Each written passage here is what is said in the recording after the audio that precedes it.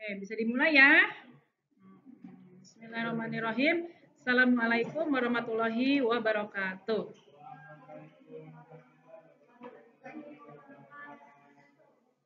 Oke, hari ini kita di pertemuan keempat MK Psikologi Pendidikan membahas tentang pertumbuhan dan perkembangan anak. Kalian masuk anak bukan? Kalian termasuk anak bukan? Anak dari orang tua. Kalian sudah masuk remaja ya. Nah, kita lihat ya di sini tapi kalian tentunya sudah melewati fase pertumbuhan dan perkembangan anak ya, karena sudah dewasa. Iya. Oke, baik kita lihat bagaimana sih pertumbuhan dan perkembangan anak itu sendiri. Oke, secara definisi atau pengertian yang dimaksud dengan pertumbuhan. Pertumbuhan itu disebut dengan grow ya. Suka ada kan di iklan-iklan susu ya, susu grow. Grow itu masa pertumbuhan. Nah, dalam artian pertumbuhan ini adalah sebuah perubahan perubahan kuantitatif. Bagaimana perubahan kuantitatif itu? Yaitu untuk peningkatan ukuran tubuh seperti tinggi, berat badan, dan juga ukuran organ fisik. Jadi yang berkaitan dengan fisik itu disebut dengan pertumbuhan kuantitatif. Contoh biasanya anak dari 0 sampai 1 tahun, berat yang awalnya dia hanya bisa terlentang, ya kan, kemudian tengkurap, merangkak, sampai berjalan, itu disebut dengan ya pertumbuhan ya. Nah, kemudian tinggi badannya juga, kemudian seiring berjalannya waktu, nambah usia, otomatis tinggi badan juga bertambah. Kemudian selain tinggi badan, berat badan juga bertambah. Tapi ada tidak Bu yang berat badannya tidak bertambah, seharusnya dia di usia 3 tahun tuh 15 kilo atau 14 kilo atau 17 kilo, tapi ini di bawah. Nah, itu disebut berkembang tidak? Ada tidak? Ada. Sekarang disebut dengan apa? Stunting. Oke, betul. Kemudian organ fisik, contohnya seperti apa? Ya tadi ada perubahan atau perkembangan dari fisik badan anak itu sendiri. Yang perempuan kalau sudah agak besar mulai terlihat maaf-maaf area depannya ya kan. Kalau yang laki-laki ada ininya apa jakunnya. Nah kan itu udah mulai agak berkembang ya gitu. Tapi kalau di anak SD laki-laki jakun sudah kelihatan belum? Ah, ya, jadi kalau untuk anak kelihatan berkembang dari fisiknya apa untuk khusus laki-laki? Suara, ya. Selain suara apa lagi? Sedikit ada kumis-kumis tipis, ya. Bisa jadi kalau perempuan haid ya. Ada ya anak SD sudah haid ya kalau badannya bongsor ya. Itu juga tanda-tanda perubahan fisik gitu ya. Kemudian sifatnya seperti apa? Terstruktur secara biologis, terukur, terarah, terlihat gitu ya. Tadi tinggi badan bertambah, berat badan, kemudian juga pertumbuhannya berhenti setelah masa dewasa. Yang disebut dengan dewasa berapa tahun sih? Badan badan disebut dengan masih berkembang, tumbuh masih berkembang itu sampai berapa tahun? Masih tingginya masih naik. Biasanya sampai berapa tahun? Hmm? Berapa? 18 tahun. Apa nyampe 21 masih bertambah nggak tinggi badannya? Nah, coba nanti kalian cek menurut WHO pertumbuhan badan itu dari usia berapa tahun sampai berapa tahun. Itu pasti 20 tahun. Ya, itu kita patokannya WHO aja ya. Nah, itulah ya. Oke, kemudian yang kedua yaitu perkembangan. Kalau disebut dengan perkembangan yaitu disebut dengan development atau kualitatif ya. Nah, yang disebut perkembangan ini apa sih yang berkembang? Ya, mentalnya, sosialnya, emosionalnya, yang biasanya pemalu, anak kecil, malu-malu, bertumbuh dewasa, mulai masuk TK jadi berani. Emosinya biasanya tantrum, ya marah-marah terus. Tapi kalau semakin dewasa masuk sekolah enggak, gitu kan. Nah, itu disebut dengan perkembangan kualitatif. kualitatif atau disebut dengan perkembangan emosional anak. Kalau tadi kuantitatif berkaitan dengan fisik, tumbuh kembang, kalau kualitatif berkaitan dengan emosional ya, dari diri dalam diri anak itu sendiri gitu ya. Contohnya apa? Ya tadi berbicara yang biasanya umuran 1 tahun belum begitu jelas, dia 1,5 tahun ngomongnya jelas. Ada juga umuran yang 1 tahun sudah jelas, ada bayi ya, anak ya gitu.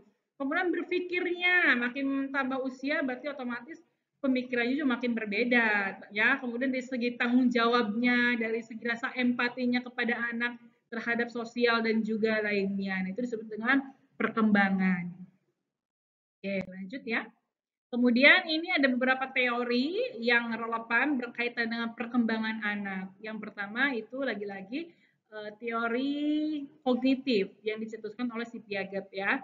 Nah, menurut perkembangan kognitif ini tahapannya sensori motor itu dari 0 sampai 2 tahun. Ciri-cirinya seperti apa? Belajar melalui indera dan gerakan. Karena apa? Bayi kan itu kan masa-masa golden age ya. Ibunya ngomong apa, anak seperti ini meniru. Ya, anak ibu juga sama. Kemarin ada sedikit cerita, mamanya mau berangkat ke kampus, anak ibu gitu ya, ikut-ikutan kalau setiap pagi mau berangkat dia pasti ikut ikut dulu di mobil. Itu kan foto.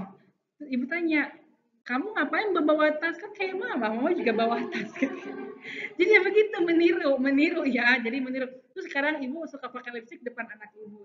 Dia juga mama pengen pakai lipstik. Akhirnya bekas ibu yang udah mau habis kasih suka pakai.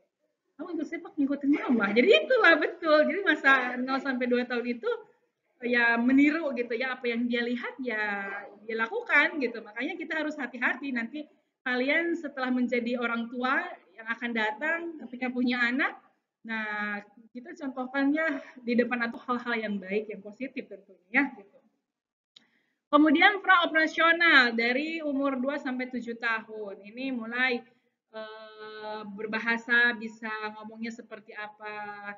Jadi cara berpikirannya juga pasti akan berbeda ya.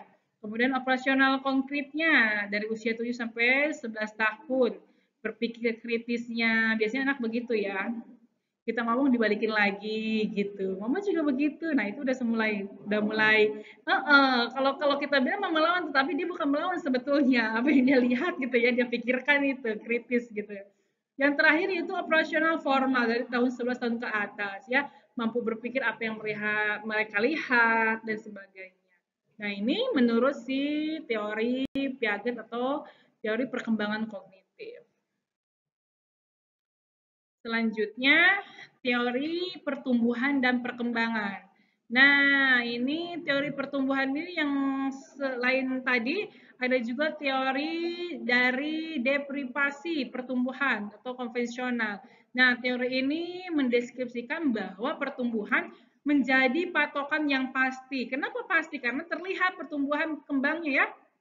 Kemudian itu juga selain itu juga patokan tersebutlah patokan yang tadi tumbuh kembang ini ya menjadi acuan pertumbuhan sejak lahir yang bersifat tunggal. Maka pertumbuhan berada di patokan tersebut selama hidup dan akan terganggu jika faktor lingkungan tidak mendukung seperti halnya keluarga, gizi yang buruk, yang virus dan lain sebagainya. Ya tadi karena memang pertumbuhan itu bagaimana si anak mengkonsumsi makanan yang sehat maka akan cepat tumbuh kembangnya. Kemudian yang biasanya memang idealnya 2 tahun itu berat badan umpamanya 10, ini kok di bawah 10 karena bisa jadi banyak faktor. Yang pertama mungkin asupan gizinya berkurang karena faktor keluarga juga tidak terlalu memperhatikan makanan. Kemudian kurang asupannya susu atau bantuan susu ya. Kalau 2 tahun kan biasanya udah dari ibu ASI udah ya, tetapi kita lanjut dengan susu formula gitu kan. Anak ibu juga masih lanjut susu formula sampai sampai sekarang gitu. Ketika memang kita hidup di kampung biasanya banyak orang ibu-ibu yang tinggal di kampung ini kok masih minum susu sih gitu ya. Padahal kan memang itu sangat penting. Pertumbuhan kita asupan gizinya bagus untuk otak ya, sampai diserap kan sampai umur 12 tahun itu makanan itu diserap ke badan dan otak ya, khususnya ke otak. Tapi kalau lebih dari 12 tahun dia hanya ke badan, tidak ke otak. Makanya kita 0 sampai 12 itu maksimalkan asupan makanan yang bagus, gizinya yang tepat seperti itu. Kemudian teori selanjutnya yaitu faktor genetik. Genetik itu keturunan ya atau bawaan dari orang tua itu sendiri, bahwa berperan dalam memberikan ruang pertumbuhan potensi sehingga patokan dalam pertumbuhan dibentuk oleh faktor lingkungan pada kawasan tersebut dengan dikontrol oleh mekanisme homeostatik. Jadi biasanya ada bapaknya kecil pendek, bapaknya kecil, mamahnya kecil, biasanya anaknya juga kecil ya. Tapi ada kalau maunya mamahnya kecil, bapaknya tinggi, ada anaknya yang tinggi berarti genetiknya dia akan seperti bapaknya. Tapi ada juga yang kecil berarti dia ngikut genetik ibunya. Kemudian dari rambut juga ya, kalau orang tuanya ada yang keriting, ada yang lurus, itu pasti anaknya ada salah satu yang keriting, ada yang lurus. Kemudian kalau lurus sama lurus, ya pasti lurus. Kalau keriting sama lurus, tadi ada kemungkinan ada yang lurus, ada yang keriting. Tapi kalau keriting dengan keriting pasti dia akan rambutnya itu keriting. Itu dipelajari juga dari apa? Pelajaran biologi tuh, ya kan pernah pelajari kan? Nah, itu genetik atau ini ya, turunan bawaan dari keluarga. Nah, kemudian ini juga ada teori perkembangan behaviorisme ya. Yang terkenal itu teori behaviorisme.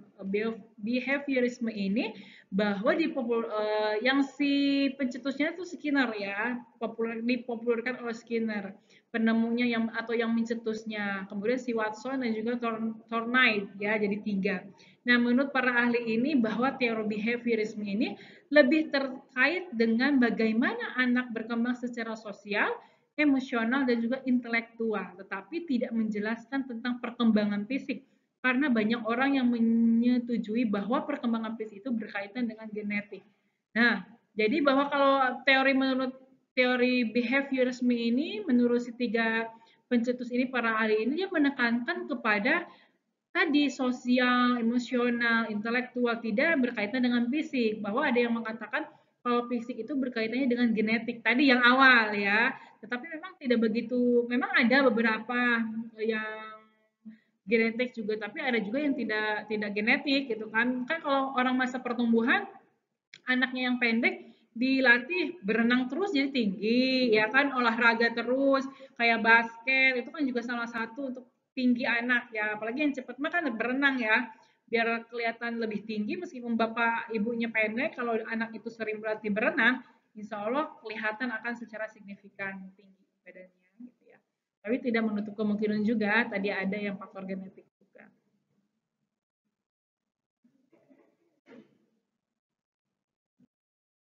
Kemudian yang selanjutnya teori konstruktivisme dan teori empirisme. Teori konstruktivisme ini bahwa pembelajaran terjadi saat anak berusaha memahami dunia sekeliling.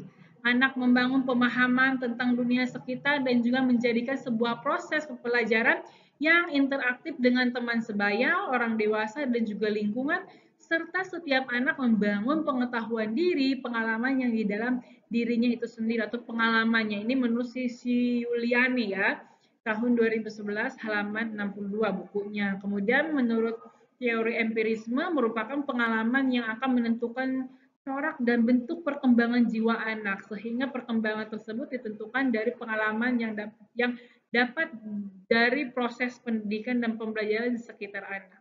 Nah, ini teori empirisme itu jadi menekankan kepada pengalaman. Kalau konstruktivisme ini menurut Sisi Yuliani menekankan kepada perubahan anak sekeliling gitu ya, yang berkaitan dengan sosial, kemudian dunia teman sebaya ya. Jadi orang dewasa dilihat. Nah, ini yang menekankan sekelilingnya gitu. Tapi tidak jauh dari empiris juga menekankan kepada pengalaman.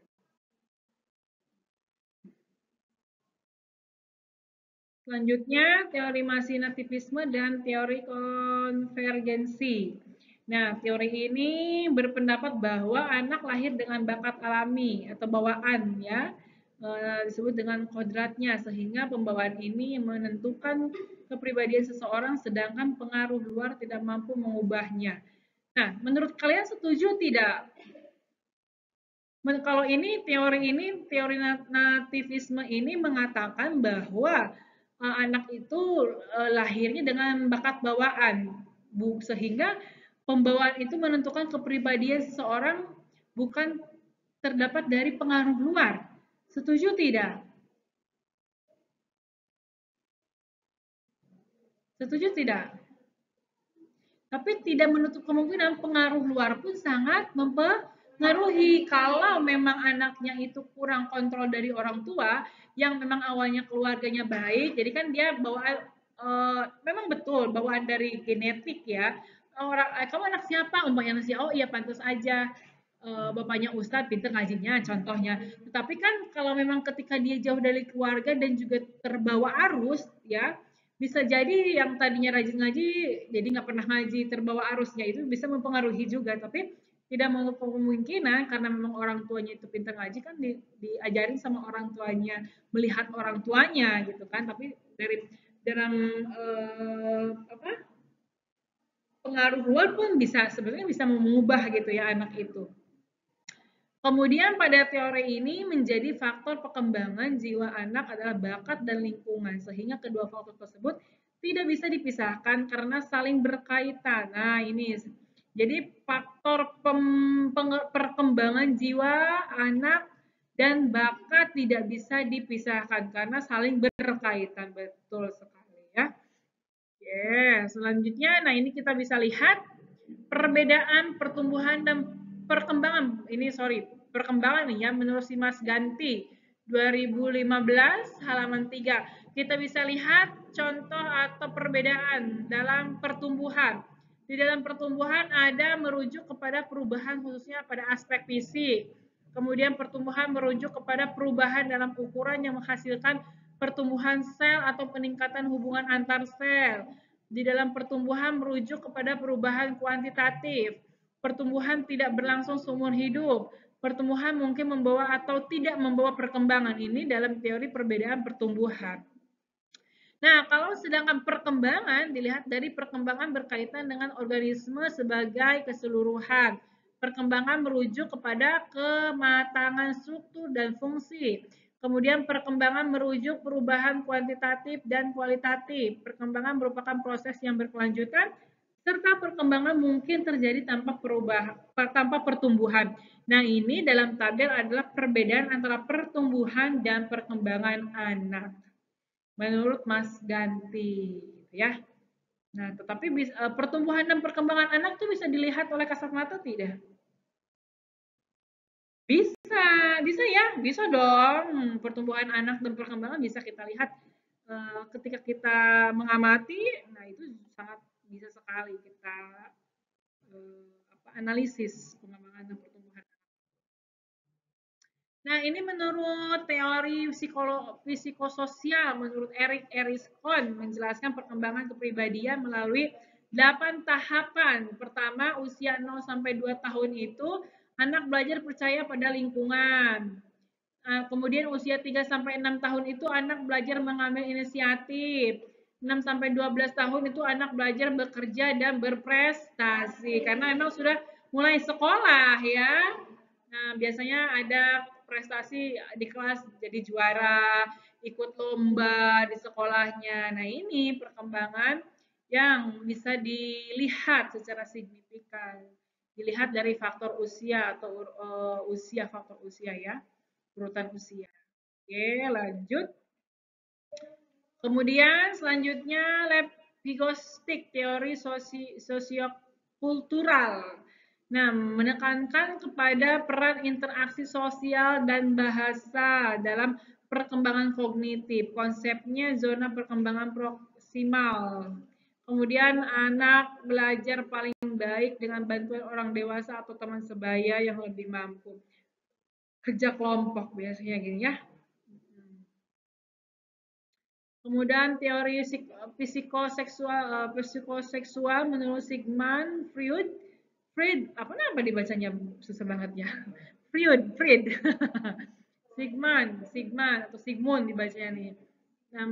Nama barat ya, menekankan pentingnya pengalaman awal dalam membentuk kepribadian dari 0 tahun sampai 1 tahun, kemudian 1 sampai 3 tahun disebut anal, kemudian 3 sampai 6 tahun, 6 dan seterusnya sampai remaja.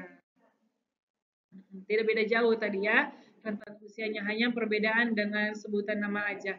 Kemudian ini juga ada gejala perkembangan anak. Contohnya seperti apa dari segi fisik dan motorik.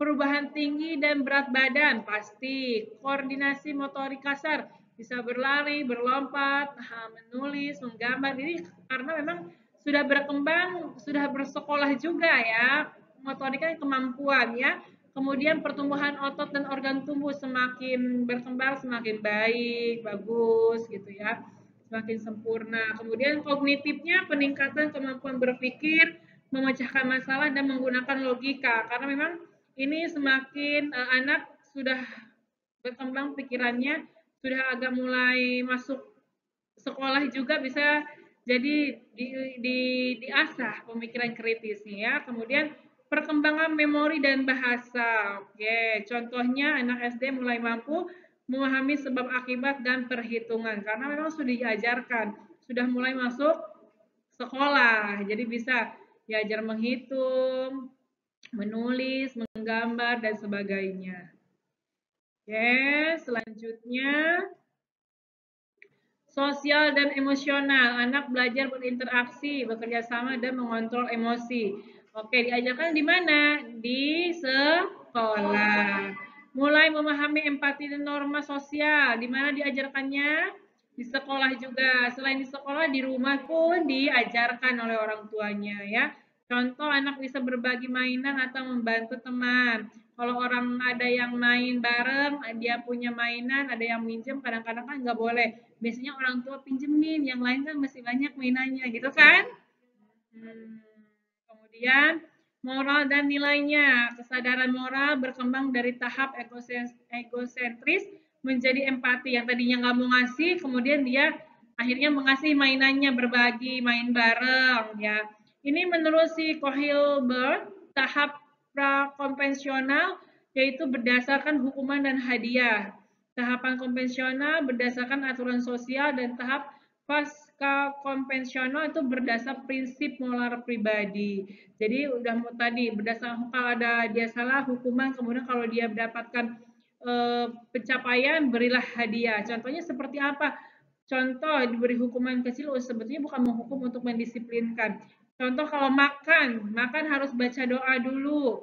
Kemudian makan harus dihabiskan. Kalau tidak baca doa dan dihabiskan, contoh nanti nggak bakal dikasih jajan, contoh gitu kan, uang jajan. Terus nggak boleh main sama temannya kalau nggak tidur siang dulu, contoh. Itu kan hukuman ya. Hadiahnya seperti apa? Ketika memang si anak mematuhi perintah atau mengikuti orang tua perintahnya yang positif, bolehlah kita memberikan sebuah hadiah kecil-kecil, kecil-kecil aja nggak usah yang apa yang besar. Contohnya anak ibu aja, dia mau makan tapi mau sambil main handphone. Kata ibu makan dulu, kalau udah makan nanti baru main handphone. Ayo pilih yang mana? Makan sambil main handphone apa makan nggak kasih handphone gitu kan?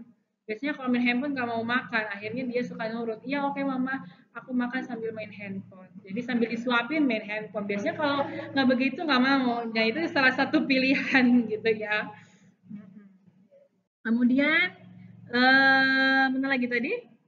Sudah ya? Oke lanjut. Nah, ini ada fase perkembangan kemampuan anak. Tadi ya, masa 0 sampai 2 tahun, ciri-ciri kemampuannya tadi belajar melalui sensor motorik, mulai mengenali lingkungan, kemudian fokus pendidikannya stimulus motorik dan sensorik. Masa anak-anak 0 sampai 2 tahun. Nah, ini bisa kalian lihat di layar. Jelas ya? Paham ya? Jadi masing-masing sesuai dengan umur, perkembangan itu disesuaikan dengan umur. Oke, selanjutnya bisa diaplikasikan dalam pendidikan, contohnya guru perlu menyesuaikan metode pembelajaran sesuai fase perkembangan. Betul, kenapa kalau kita tidak disesuaikan? Karena ketika kita mengajar anak kelas 1 dan mengajar anak kelas 4 SD itu akan berbeda metodenya. Ya kan, kalau anak SD kelas 1 mungkin kan dia baru pertama kali masuk SD, transisi dari anak kelas PAUD. Jadi belajar sambil bermain. Kemudian Kalau dia kelas 4 kan dia sudah melalui tahapan-tahapan, sudah bisa menyesuaikan lingkungan sekolah, kemudian secara keberanian juga sudah ada. Jadi metodenya akan berbeda.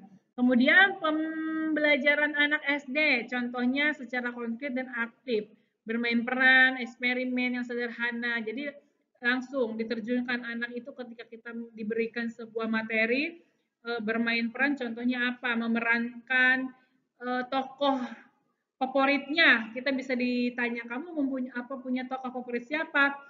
Kartun atau siapa? Bisa contoh seperti Doraemon kah? Kemudian si ya Princess kah? Ataupun robot-robot gitu ya. Nah, itu bisa di apa namanya? Dicontohkan si anak itu bisa memerankan tokoh yang mereka sukai gitu. Kemudian kalau pembelajaran remaja bisa sudah diskusi, ini sudah bisa diajak diskusi di mulai kelas 6 SD ataupun kelas 5, sudah bisa diajak diskusi, kemudian menganalisis sebuah kasus, diberikan pendapat ya. Ketika kita ngasih film ini pendapat atau fakta, ini kelas 5, kelas 6 sudah bisa diajak memberikan sebuah pendapat. Kemudian selanjutnya perhatian pada aspek emosional dan juga sosial penting untuk mendukung kesiapan belajar. Karena tadi kenapa?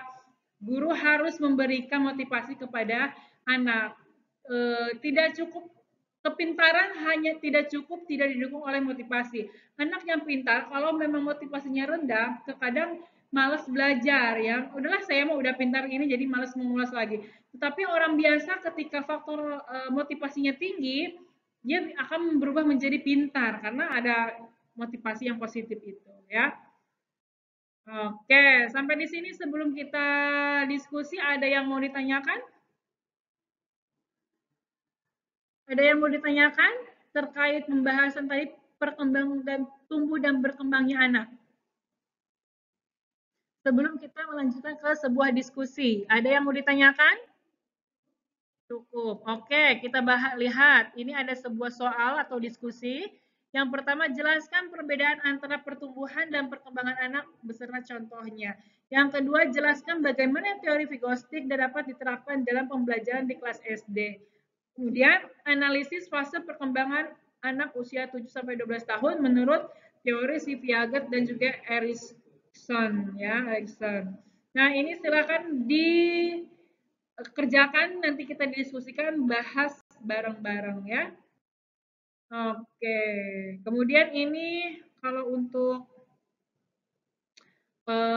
kalau kita waktunya masih cukup, ini ada tugas juga, pilihlah satu anak usia 6-12 tahun di lingkungan Anda, misalnya keponakan, tetangga, lakukan observasi sederhana selama 2-3 hari terhari. Oh, ini apa tugas di rumah nanti ya. Kalau yang ini untuk tugas di rumah, nah, silakan difoto boleh. Kalau yang tadi yang awal kita diskusikan di kelas. Sudah diambil? Oke. Kalau ini untuk nanti tugas ya, untuk tugas di rumah kalian, silakan diobservasi, boleh keponakan, boleh adik sendiri. Nah, ini bentuk laporannya. Ini bentuk laporannya.